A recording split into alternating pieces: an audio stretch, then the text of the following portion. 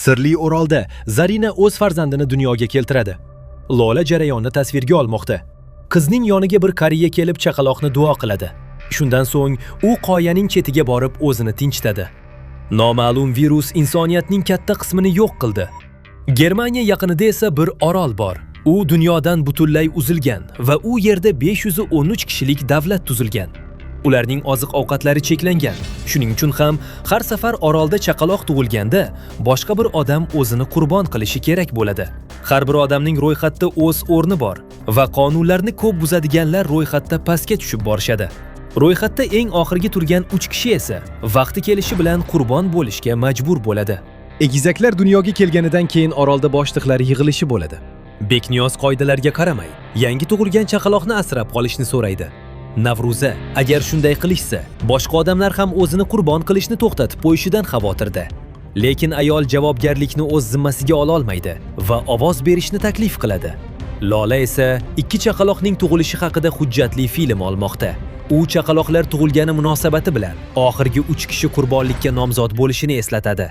Oxirgidan 3-o'rinda Kristian turibdi. U ismini ko'rib qo'rqib ketadi va sakrashdan bosh tortishini aytadi. Lekin do'sti Senrik o'tgan safar rad etgan odamni temir katakka solib, suvga tashlashganini eslatadi. 2-o'rinda yoshi tufayli foydasiz deb hisoblangan Elizabet, 1-o'rinda esa jinoyatchi deb ataladigan Vandler turibdi. Nima uchun men? Axir men tinmay shu la'nati orol uchun mehnat qilyapman-ku, deydi achchiqlangan erkak. Jahongir o'g'li Sunnat bilan harbiy bunkerda virusga qarshi dori ishlab chiqishga urinmoqda. Ammo unga tibbiy jihozlar va yangi namunalar, ya'ni virus bilan zararlangan odamlar yetishmayapti. Sunnat materikka qaytib yangi namunalar yig'ib kelishni taklif qiladi. Jahongir bunga qarshi, chunki harbiylar materikni allaqachon tekshirib chiqqan. Lekin Sunnat esa harbiylarga ishonib bo'lmasligini aytadi. Ularning suhbatini Judit bo'lib qo'yadi va bugun orol aholisiga dori tarqatiladigan kun ekanini eslatadi. Keyinroq bir bola tasodifan yegulik solingan bankani sindirib qo'yadi. Sarvar do'stidan bolaga biroz yegulik berishni maslahat beradi. Shunda u qo'shimcha ball oladi. Kristian o'z olmasini beradi. Boshqa bir ayol ham yeguligini beradi. Buni ko'rgan Navruza esa ularning har biriga bir balldan berishga qaror qiladi. Sarvar esa yomon odam. U Lizaga alohida vazifa bajarishni taklif qiladi. Evaziga yegulik beradi. Liza uni jirkanch xotinboz deb ataydi. Ularning suhbatini boshqalar, jumladan yigitning onasi Navruza ham eshitib qoladi. Onasi Sarvarni to'xtatib, uni bir umr himoya qilib yura olmasligini aytadi. Jahongir laboratoriyaga qaytadi. U qulflangan eshikni ochib, Peter saqlanayotgan xonaga kiradi. Peter materikdan keltirilgan bemor. Jahongir unga bitim taklif qilgan. Peter sinovlar uchun qon beradi. Agar tuzalsa, orolda yashashiga ruxsat berishadi. Peter esa o'zini yaxshiroq his qila boshlaganini aytadi. Balki vaksina ishlayotgandir. Jahongir materikda nimalar bo'layotgani bilan qiziqadi. Peter u yerda hamma bir-biridan qo'rqishini, kim sog'lom, kim kasal ekanini bilib bo'lmasligini aytadi. Bu orada Liza yegulik olish uchun Sarvarning oldiga boradi va u nima desa shuni qiladi. Lekin ularning suhbatini xavotir signali bo'ladi. Materik aholisi orolga yorib kirishga urinmoqda. Ularga ortga qaytish buyuriladi va ogohlantiruvchi o'q uziladi. Lekin bu odamlarni qo'rqitmaydi va Sarvar ularning hammasini qirib tashlaydi. Ovoz berish natijalarini e'lon qilish vaqti keladi. Kristian do'kondagi bolaga yordam bergani uchun bir pog'ona ko'tariladi. Alena esa eng past o'rinlardan biriga tushadi. Aholi ikkinchi chaqaloqni qoldirish uchun ovoz beradi. Vandler esa qurbon bo'lishi kerak. Shunda Liza o'rnidan turib, Sarvarni oroldagi qizlarga tajovuz qilayotganlikda ayblaydi. Navruza yig'ilishni to'xtatmoqchi bo'ladi, lekin boshqa qizlar ham xuddi Liza kabi zo'ravonlik qurboni bo'lganini tan olishadi. Sarvar hammasi o'zaro rozilik bilan bo'lganini aytadi. Jahongir aholini qo'llab-quvvatlaydi. Hech kim qonundan ustun turmasligi kerak. Navruzani ovoz berishni qaytadan boshlashga majburlashadi va hamma Sarvarga qarshi ovoz beradi. Biroq Navruza o'g'lini o'ldirmasligini, u shunchaki oroldan quvg'in qilinishini aytadi. Keyinroq Navruza qamoqxonaga keladi. Sarvar hali ham onasi uni qutqarishidan umidvor, lekin ona omad keltiruvchi taqinchog'ini berib, uni tark etadi.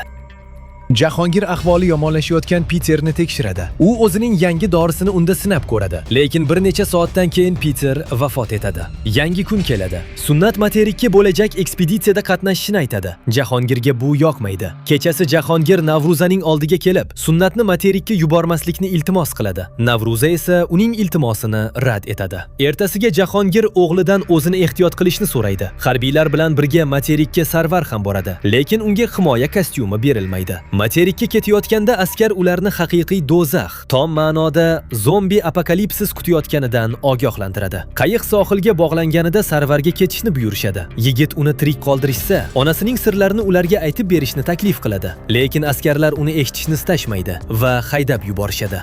Orolda suv ta'minoti boshlig'i Navruzani chaqiradi. Ularda suv filtratsiyasini butunlay yo'q qilishi mumkin bo'lgan jiddiy nosozlik yuz bergan. Tuzatish vaqtida ayol ratsiya topib oladi va uni Navruzaga beradi. Bu Navruzani ajablantiradi, chunki orolda radio taqiqlangan. U bosh muhandis Evilikni kutishga qaror qiladi. U signal xato bo'lganini aytadi va xotinini orolga olib kelishni iltimos qiladi. Navruza orolda bo'sh joy paydo bo'lganda buni o'ylab ko'rishga va'da beradi. Ekspeditsiya shahar ichkarisiga suzib boradi. Miya Sunnatdan qayiqni qo'riqlashni so'raydi. Ko'prikda ular mahalliy grafni uchratishadi. Ularning suhbatini orolga ketmoqchi bo'lgan erkak bo'lib qo'yadi. Graf unga yordam berishi mumkinligini aytadi va uning odamlari cholni darhol tinchitishadi. Miya grafga yegulik solingan qutini beradi va minnatdorchilik sifatida graf o'z mollarini topshiradi. Sunnat shaharni o'rganishga qaror qiladi. U mahalliy aholi guruhini topadi. Sunnat odamlar nima uchun katta guruh bo'lib yurishganini tushunmaydi. Bu erkakni kuldiradi. U virus allaqachon yo'qolib ketganini aytadi. Sunnatga Hins yaqinlashadi. Unda grippga qarshi vaksina bor. U ko'plab dori-darmonlar va ishlaydigan tibbiy jihozlar bo'lgan laboratoriyani biladi. Sunnat bunga ishonmaydi va erkak uni laboratoriyaga olib borishni taklif qiladi. Lekin bundan oldin u o'zining yashiringan joyiga qaytib, butun bir quti vaksinalarni ko'rsatadi. U ham orolda boshpana olishni xohlaydi. To'satdan qorong'ulikdan boshqa odamlar ham chiqib kelishadi. Miyaning otryadiga esa mahalliy aholi hujum qiladi. Ular gaz niqobini yulib olishga ulguradi. Buni ko'rgan Miya Hansni kemaning boshqa qismida turishini so'raydi. Ular Sunnatning yo'qolganini payqashadi. Miya uni topmoqchi bo'ladi, lekin kapitan ortga qaytishni buyuradi. Sunnat qochqinlar qarorgohidan qochadi va qayiqni ko'rib qoladi.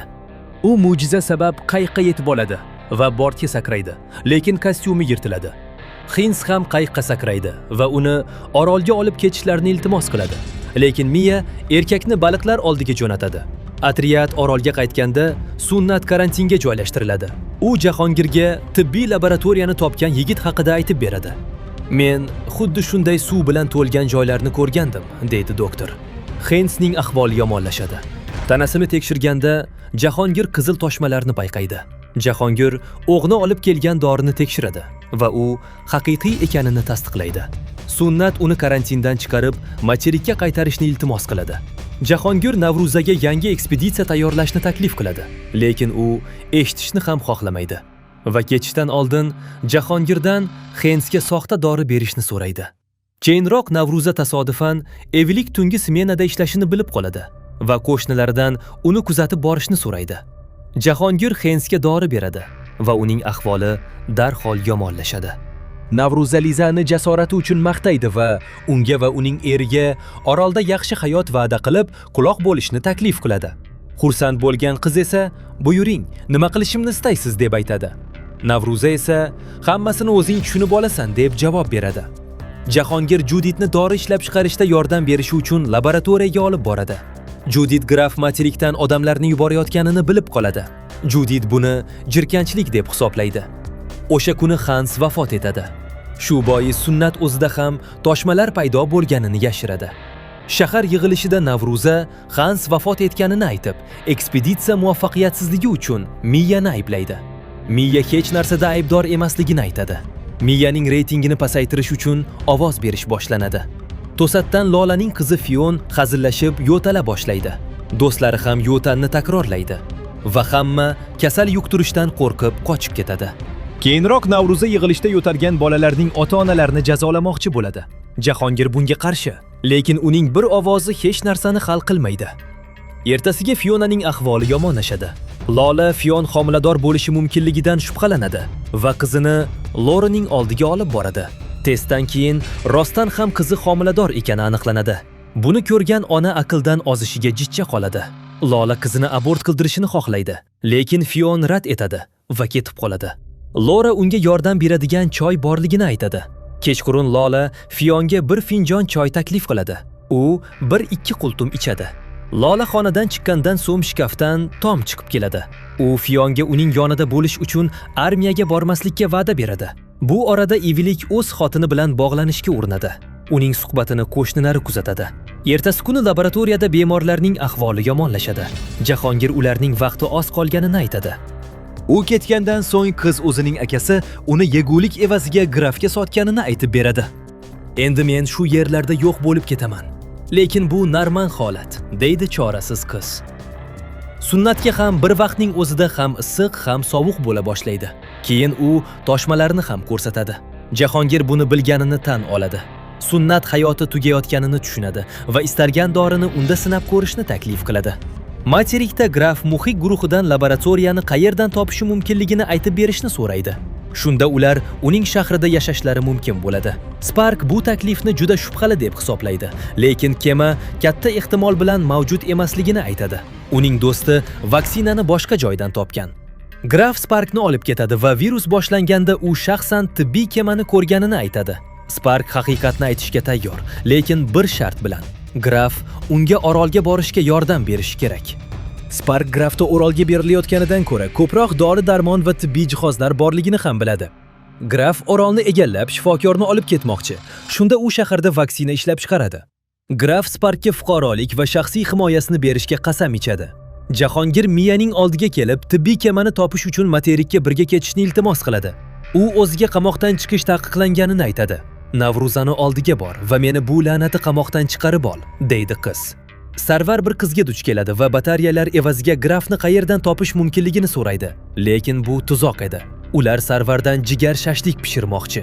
U graf uchun muhim ma'lumoti borligini baqiradi. Kanniballar uni o'z foydalariga ishlatishga qaror qilib, grafning qasriga olib borishadi. U Navruzaning o'g'li ekanini va ekspeditsiya vaqtida materikda qolib ketganini aytadi. U Vilma vafot etganini ham tan olishga majbur bo'ladi, lekin uni o'zi o'ldirmagan. Ma'lumot uchun mukofot sifatida boyagi odamlar bir banka dori-darmon olishadi. Orolda yangi shifokor lavozimi ochiladi. Suhbatga Evilikning xotini keladi. Jahongir bir nechta savol beradi va Kaysa hammasiga to'g'ri javob beradi. Graf esa Sarvar bilan shaxsan gaplashmoqchi bo'ladi. Ular qonini tekshirib, virus topishmaydi. Sarvar Vilmani o'ldirgani va Navruza uni quvg'in qilgani aniq. Graf unga yolg'on gapirilishini yoqtirmaydi. Sarvar graf armiyasini orolga olib borishni taklif qiladi. U mudofaadagi bo'shliqlarni biladi. Buning evaziga ular orolni egallashlari mumkin. Graf taklifni qabul qiladi. Orolda elektr energiyasi shamol generatori yordamida ishlab chiqariladi. Vandler endi shu yerda ishlaydi. U asboblar orasidan spirtli ichimlik solingan shisha topadi va xo'jayini Yaximga beradi. Faqat 2 kishigina imtihonni ikkinchi bosqichiga o'ta oladi. Jarroh Daniela o'zining boy ish tajribasi haqida aytib beradi. Shu sababli orolliklar jarroh juda foydali bo'ladi deb qaror qilishadi. Evilik xotinining oldiga materikka qaytishni baqiradi, lekin Navruza uni qo'yib yubormoqchi emas. Bugun orolga yangi fuqaro keladi va u bilan birga kanniballar guruhi ham. Daniela yangi uyiga joylashadi va Evilik uni kuzatayotganini payqaydi. Yoxim qattiq mast bo'ladi va Evilik shamol generatorini buzayotganini ko'radi. Mastlik tufayli Yoxim qoqilib ketib oyog'ini sindiradi. Harbiy boshliq Tomning tanlovini qabul qiladi, lekin ota-onasi ballardan mahrum bo'lishi kerak. Yoxim tirik qoladi. Jahongir jarrohni kutishni taklif qiladi. Judit Jahongirni juda kech bo'lmasdan operatsiyani boshlashga ko'ndiradi. Daniela kasalxonaga kelganda Jahongir allaqachon oyog'ini amputatsiya qilgan edi. Danielaning ahvoli yomonlashadi va u ko'chaga yugurib chiqadi. Birozdan keyin u jarroh emasligini tan olishga majbur bo'ladi. U shunchaki tibbiy kitobni yodlab olgan edi. Lekin eng muhimi, u orolga Jahongir va o'g'lini qutqarish uchun kelgan. Navruzaning esa kunlari poyoniga yetmoqda. Ularning suhbatini Judit eshitib qoladi. U sunnat yuqtirilganini va Jahongir unga keraklidan ko'proq dori sarflayotganini biladi. Bu qonunning qo'pol buzilishi. Daniela Juditga hujum qiladi va uzoq davom etgan mushtlashuvdan keyin Judit tinchib qoladi. Jahongir nimalar bo'layotganini tushunmaydi. Daniela barcha haqiqatni aytib bera olmaydi, lekin Jahongir materikda tirik odamlar bilan butun bir dunyo borligini tushunishi kerak. U qizga ishonishi kerak. 2 kundan keyin orol egallanadi va Jahongir o'zining izlanishlari uchun har qanday resursga ega bo'ladi. Balki u hatto o'g'lini ham qutqara olar. Jahongir qizdan o'zini tartibga keltirishni so'raydi. U esa xonani tozalaydi. Ular Juditning jasadini yashirishadi. Fion Navruzaning uyida ishlaydi. Ayol unga tutungan qizi bo'lishni taklif qiladi. Shuningdek, Tom armiyaga qo'shilishdan bosh tortgani uchun qamoqda ekanini aytadi. Fion hamkorlik qilmoqchi emas va agar ro'yxatning oxiriga tushib qolsa ham qo'rqmasligini aytadi. Navruza o'zi bilan bahslashishlarini yoqtirmaydi. Shu bois Fionni shahardagi barcha hojatxonalarni tozalashga tayinlashni buyuradi. Kechqurun Tomning oldiga ota-onasi keladi. Ular uning yuzidagi ko'karishlarni ko'radi. U tasodifan yiqilganini aytadi. Qamoqxonaga Evilikni ham qonli yuz bilan keltirishadi. Erkak harbiylar mahbuslarni kartaklayotganidan norozi. Jahongir o'g'li polda yotganini payqaydi. U imkon qadar tezroq birinchi yordam ko'rsatadi va sunnat hayotga qaytadi. Ertasi kuni esa Fionaning ahvoli yomonlashadi va onasi bergan choy tufayli bolasidan ayrilgani ma'lum bo'ladi. Lola buni Navruza bilishini xohlamaydi. Navruza esa Judit qayerga g'oyib bo'lganini bilishni xohlaydi. Buning uchun u Yoximning oldiga borib, bir nechta savol beradi, lekin u hech narsani eslay olmaydi. Shunda u kasalxonani tekshirishga qaror qiladi va qandaydir tish topadi. Navruza darhol Jahongirning oldiga borib, uni qotillikda ayblaydi. U kulib, Juditni o'zi o'ldirganini tan oladi. Navruza uni baribir quvib chiqara olmaydi, chunki u kerakli odam. Shahar yig'ilishi vaqtida u Evilikni Juditni tinchitib, yagona shamol generatorini yo'q qilishga urinishda ayblaydi. U qotillikka aloqadorligini inkor etadi. Bu holat uchun Liza soxta dalillar tayyorlagan edi. Navruza Jahongirdan DNK testi o'tkazganini va bu qon Juditga tegishli ekanini tasdiqlashini so'raydi. Lekin ularning so'zini Daniela bo'ladi. U DNK testi uchun javobgarlikni o'z zimmasiga oladi. Butun aholi Evilikni aybdor deb ovoz beradi. Yig'ilishdan keyin Ilhom Vandlerning oldiga keladi. Endi u shamol generatori uchun mas'ul. Ilhom Liza unga ataylab spirtli ichimlik tashlaganiga ishonadi. U yig'lay boshlaydi va Liza ularning uyda ishlashni taklif qiladi. Ertasiga harbiylar Evilikni bog'lab, to'lqinlar uni tinchitish uchun qirg'oqda qoldirishadi. Jahongir laboratoriyaga qaytadi va o'g'liga epidemiyaning boshida bu laboratoriyada nima bilan shug'ullanganini aytib beradi. Epidemiyaning boshida Jahongir orolga uyiga qaytayotgan edi. Xotini Tess esa mahalliy kasalxonada ishlardi. U vaksina ishlab chiqish guruhida edi. Jahongir Navruza ishlaydigan do'konga keladi. U Jahongirga biroz yegulik olishga ruxsat beradi va buning uchun pul olmaydi. Kechqurun u Tessga politsiya paromni yopib qo'yganini, endi u orolga kela olmasligini aytadi. Lora orolda hamshira bo'lib ishlagan. U mahalliy aholi uchun tahlil xonasini tayyorlagan. Navruza hokimiyatni o'z qo'liga olishni boshlaydi. U ishchilarga oynalarni bo'yashni buyuradi. Do'kon egasi nima uchun do'konini rasvo qilishganini tushunmaydi va u yerda o'zini boshliq ekanini eslatadi. Navruza zamonlar o'zgarayotganini aytadi. Birozdan keyin do'kon oldida navbat yuzaga keladi. Sotuvchi do'konga kirishni taqiqlaydi. Endi aholi nima kerakligini ro'yxat qilib berish kerak. Xodimlar esa buyurtmalarni olib keladi. Ba'zi odamlar bahslashishni boshlaydi.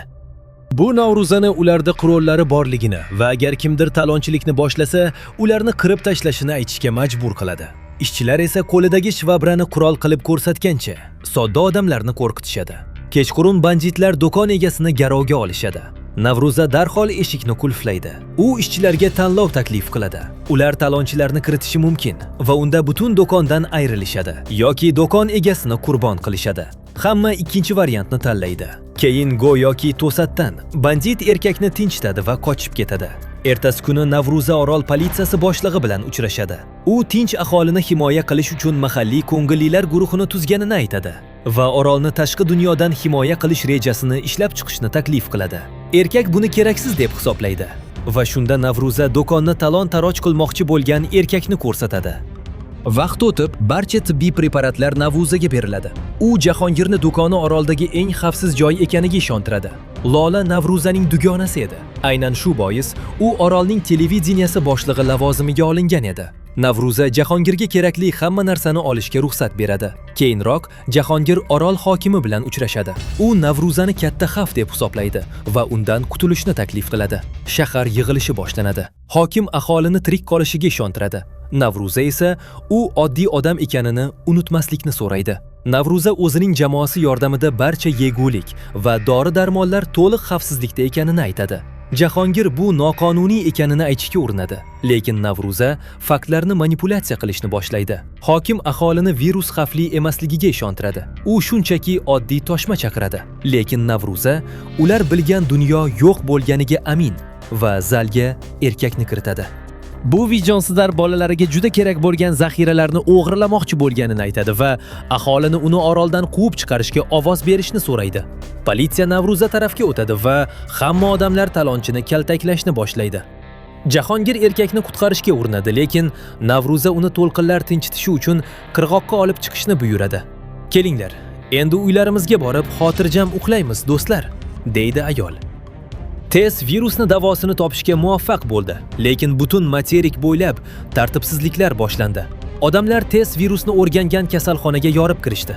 Ular qo'riqchilarni ham qirib, zararlangan odam saqlanayotgan omborni buzib kirishdi. Tez vaksina topmoqchi ekanliklarini tushuntirishga harakat qildi, lekin buzg'unchilar aynan shifokorlar virusni tarqatgan deb hisoblashdi. Shu bois qizni tinchitishadi va laboratoriyani vayron qilib, idishlardagi suyuq virusni tarqatib yuborishdi. Jahongir bularning hammasini kuzatib turadi, lekin hech narsa qila olmaydi. Navruza Lolaning oldiga kelib, orol aholisini boshqariladigan qilishni taklif qiladi. U 513 raqamini bir rasmda ko'rib qoladi va Navruzada orollari 513 kishidan ortiq odamni saqlay olmasligi haqida afsona to'qish rejasi paydo bo'ladi. Lola Navruza aholining yarmini qanday yo'q qilishini tushunmaydi. Navruzaga Lolaning yordami kerak. Aks holda uni materikka yuborishadi. Vazifani bajargani uchun mukofot sifatida Lola umrbod insulin dozasini olib turadi. Vaqt o'tib, qirg'oqqa zararlangan odamlarning jasadi oqib keladi. Lola va Navruza qon namunalarini olishadi. Ular namunani mahalliy aholiga kiritishadi. Birozdan keyin odamlar o'zini yomon his qila boshlaydi va vafot etadi. Navruza Jahongirni virus borligini tekshiradigan mahalliy shifokor bo'lishga ko'ndiradi. U aholini tekshira boshlaydi. Lola esa Navruza orol aholisi xavfsizligi uchun qahramonlarcha dori-darmonlarni sarflayotgani haqidagi tashviqot videosini tayyorlaydi. Barcha aholi butunlay sog'lom edi, lekin Navruza baribir aholining yarmini qizil rang bilan belgilaydi. Jahongir esa ro'yxatdagi natijalar to'qib chiqarilganini darhol tushunadi. Ro'yxatlarda faqat Navruza hukumatiga qarshi bo'lgan odamlar ismi yozilgan edi. Ayol orolda 513 kishidan ortiq odam yashay olmasligini aytadi.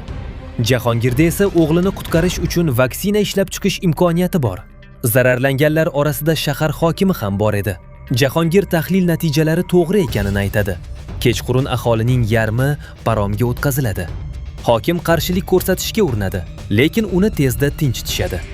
Jahongir vaksina topishi bilan Navruza bu qilmishlari uchun javob berishiga qasam ichadi. Sumnat bu voqeani jimgina eshitadi.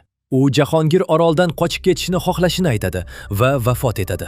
Jahongir orolga butun haqiqatni aytib berish uchun iqrorlik yozilgan kasetani oladi. Lola buni qilmaslikni so'raydi. Navruza qanday chora ko'rishini bilib bo'lmaydi, lekin Danielaning butunlay boshqa rejalari bor edi. Grafga orol kerak. Shu bois u kasetani tortib oladi va dalillarni yo'q qiladi. Bu orada graf Jahongirga sovg'a qilmoqchi bo'lgan tibbiy kemani topadi. Ertasi kuni graf armiyasi hozirda kanniballar guruhi ov qirayotgan orolga suzib keladi. Shu bilan birinchi mavsum o'z nihoyasiga yetadi. Izohlarda bu serialni qanday baholaysiz? Yozib qoldiring. Like'laringizni ayamang do'stlar. Tez orada yangi video bilan qaytamiz. Xayr.